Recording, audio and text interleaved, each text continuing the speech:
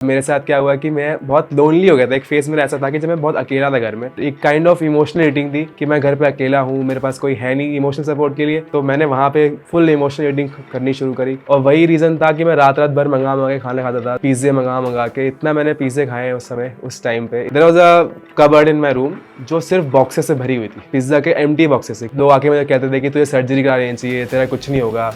इसकी वजह से मुझे खुद भी सेल्फ डाउट होता था कि मैं खुद कभी कर पाऊंगा ये।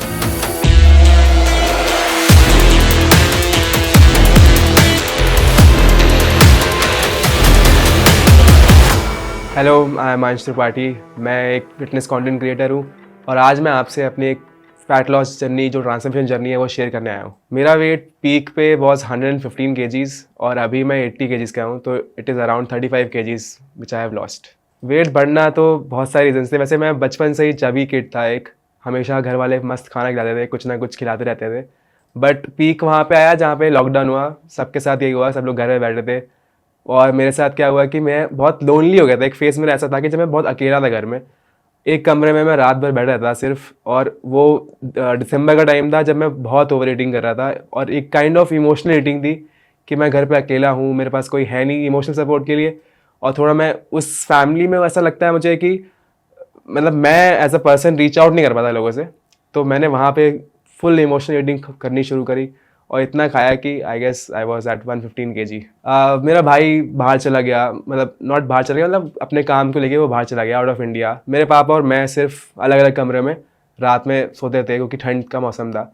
तो वो अकेलापन मुझे बहुत हिट किया, जो कि शायद लोगों को नहीं पता कि मैं ऐसे इतना इतना अकेला फील कर रहा था। और वही रीज़न था कि मैं रात रात भर मंगा के खाना खाता था, पिज़्ज़े मंगा के। इतना मैंने पिज़्ज़े खाए हैं उस समय, उस टाइम पे इतना पिज़्ज़ा खाया है कि उस मतलब वो पीक था। एक there was a cupboard in my room जो सिर्फ बॉक्सेस से भरी हुई थी, पिज़्ज़ा के एम्प्टी बॉक्सेस से, क्योंकि मैं बाहर फेंक नहीं सकता था, क्योंकि मुझे ऐसा लगता कि पापा भी बोलेंगे क्या खा रहा है। तो मैं उसे छुपा के रखता था कि उस अलमारी में वो रखे हुए थे वो सारे बॉक्सेस। फिर मैं इवेंचुअली एक साथ करके उन्हें बाहर फेंकता था। एज आई सेड कि मैं बचपन से ही चबी था, वो वेट इंक्रीज होता आ रहा था धीरे धीरे धीरे धीरे। तो बुली तो मुझे स्कूल में भी हमेशा किया गया और कॉलेज में तो पीक था वो, क्योंकि कॉलेज में तो और लोग अफेक्ट करते हैं आपको मेंटली। तो बुली का ऐसा था कि लोग आके मुझे कहते थे कि तुझे सर्जरी करा लेनी चाहिए, तेरा कुछ नहीं होगा। इसकी वजह से मुझे खुद भी सेल्फ डाउट होता था कि मैं खुद कभी कर पाऊंगा ये। क्योंकि इससे पहले मैंने 2-3 बार ट्राई किया था टू लूज वेट, लेकिन मुझे अपने अंदर से लगता था कि यार मैं कर नहीं पाऊंगा, कि नहीं हो पाएगा। मुझे खुद सच में लगता था कि वो बायोट्रिक सर्जरी करानी पड़ेगी मुझे, या I think I should consult a doctor कि वो कुछ मुझे ट्रिक दे दे या कुछ एक ऐसी चीज़ बता दे जिससे मुझे वेट लॉस हो जाए। ट्रिगर पॉइंट मेरा एक्चुअली ये था कि एक मैं अपनी नेबरहुड की शादी में गया था। यूजुअली मैं जाता नहीं हूँ, बट मैं गया था उस टाइम पे, उसी दिसंबर के टाइम पे। और वहाँ पे एक छोटा सा बच्चा आया जो मुझे बहुत पहले, मतलब मैं उससे मिला हूँ कि बस घर के पास की शादी थी। उसने मुझे आके बोला कि भैया आपको भी जिम जाना चाहिए। उस छोटे से बच्चे ने मुझे ऐसा बोला, तो वो मुझे, और वो भी पब्लिक प्लेस पे, थोड़ा मुझे फील हुआ कि वो बच्चा आके मुझे कह रहा है, इतने सालों बाद वो मुझसे मिला है और वो कह रहा है कि आपको जिम जाना चाहिए। तो वो एक ट्रिगर पॉइंट ज़रूर था मेरे लिए। मैंने अपने एक दोस्त से बोला, मेरा दोस्त नॉर्मल फिजिक वाला बंदा है, उससे मैंने पूछा कि भाई तुझे जिम ज्वाइन करना है तो मुझे भी साथ में ले चल। मतलब अकेले आने का तो मेरे अंदर, मैं बहुत बड़ा इंट्रोवर्ट हूँ एक तरह से, मैं कभी ऐसे आउटस्पोकन इतना हूँ नहीं। तो मैंने उससे बोला कि तू मेरे साथ चल, क्योंकि तू मुझे बता पाएगा। मैं एज अ बिगनर सबको बहुत एंग्जाइटी होती है कि मैं जिम में आके करूँगा क्या। मेरे साथ भी थी, मुझे पता नहीं था कि मैं जिम में चला तो जाऊँगा लेकिन करूँगा क्या।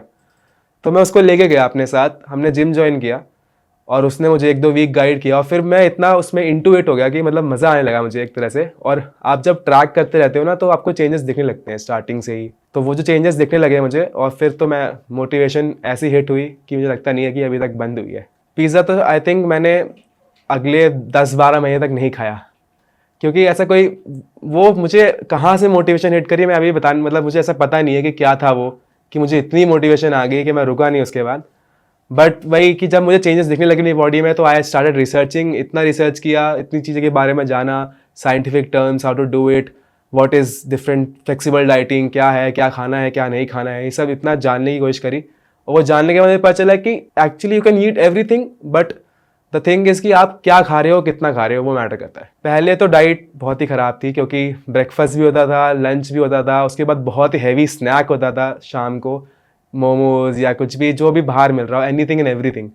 उसके बाद डिनर भी होता था, और एट माई पीक तो डिनर के बाद भी रात में भी कुछ होता था, तो 4 5 6 मील थी एक साथ। और वही है कि वो एक दिन खाने से नहीं बढ़ता, वो आप रोज़ खाते रहते हो उतनी अमाउंट ऑफ मील, तब आपका वेट बहुत बढ़ जाता है। और जब मैंने स्टार्ट की डाइटिंग तो I started doing intermittent fasting, which meant कि मुझे कुछ 12 13 घंटे नहीं खाना है खाना। तो मैंने ब्रेकफास्ट स्किप करने का ऑप्शन सबसे बेस्ट लगा मुझे, क्योंकि उस समय मेरा कॉलेज शायद चल नहीं रहा था, छुट्टी थी, तो ब्रेकफास्ट में मैं बहुत लेट उठता था सो के, तो इवेंचुअली मेरा ब्रेकफास्ट वैसे ही स्किप हो जाता था। तो मैंने वो स्किप करना शुरू किया, अगर मैं 11 बजे भी उठा हूँ तो फिर वो स्किप ही हो गया। फिर मैं डायरेक्टली 2 बजे अपना 2 या 1 बजे खाना खाता था, तो इसकी वजह से इंटरमीडिएंट फास्टिंग मेरे लिए बहुत अच्छी वर्क कर रही थी। इंटरमीडिएंट फास्टिंग में आई हैड ओनली 2 मील्स, एक अच्छा लंच जिसमें बहुत अच्छा अमाउंट ऑफ प्रोटीन हो, देन स्नैक में आफ्टर जिम प्रोटीन शेक या ऐसे कुछ whey protein, and then dinner heavy not heavy as such but dinner under my calories and with lots of protein. Cheat day तो मैंने बहुत बनाए बीच बीच में, बट वही मैंने एक कॉन्सेप्ट बहुत समझा था कि you can eat what ever you want, और जो खाना है वो खाओ, जैसा खाना है वो खाओ, but it should be under your calories. अगर आप अपने वो मेंटेनेंस कैलोरी से कम खा रहे हो तो आप कुछ भी खा सकते हो, बट प्रॉब्लम इस आप ये समझाओगे ना कि क्या खाना है क्या नहीं खाना है, तो आपको ये समझ में आएगा कि एक पिज्ज़ा का स्लाइस इज़ अराउंड 600 कैलोरीज।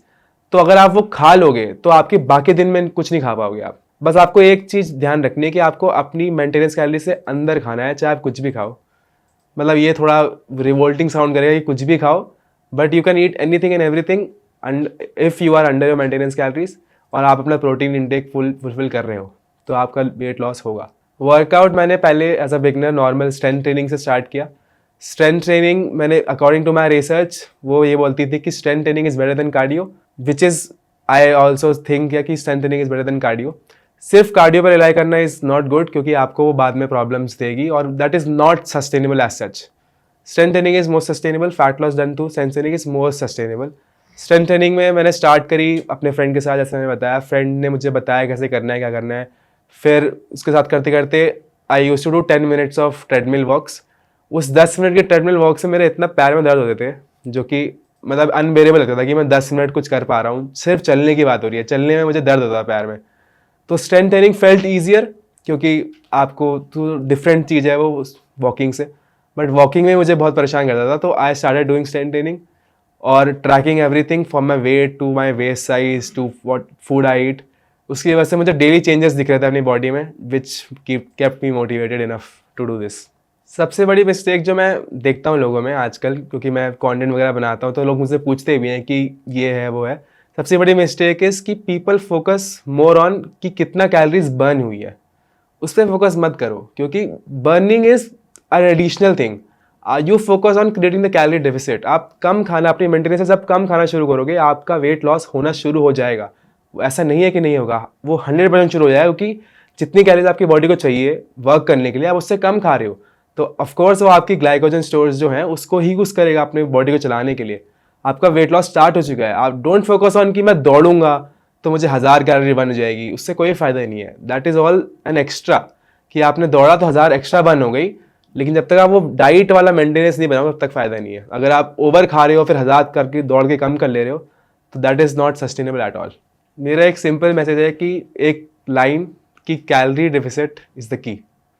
अगर if you are tracking everything properly and you are really in a calorie deficit, क्योंकि लोग बहुत गलत ट्रैकिंग करते हैं, लोग सिर्फ अजम्पशन पे ले लेते हैं कि इतना ये सामान इतने कैलोरीज का हुआ, ऐसा नहीं होता। If you start weighing your food and tracking it properly it will work. ऐसा हो नहीं सकता कि आप कैलोरी डेफिसिट में हो और आपका वेट लॉस ना हो रहा हो।